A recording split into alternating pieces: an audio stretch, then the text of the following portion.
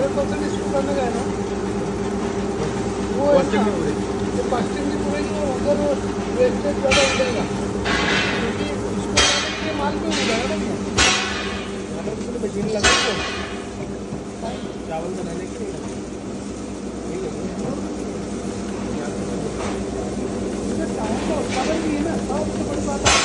वो बिहार तरफ ज़्यादा होता है। जहाँ पानी खूब होगा, जहाँ क्वांटिटी में पानी रहेगा वहाँ बिहार पंजाब तरफ होता है। आपके उधर से पंजाब के लंबे आपके उधर से पंजाब में पानी बहुत है, बिहार में नदियाँ बहुत है, पानी बहुत है, तो चावल होता भी बहुत है।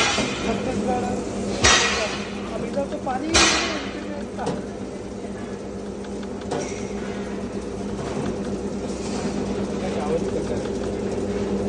पानी कम है ना, चावल को दिया पानी साइड होता है अपने मंडला डिडोरी तरफ।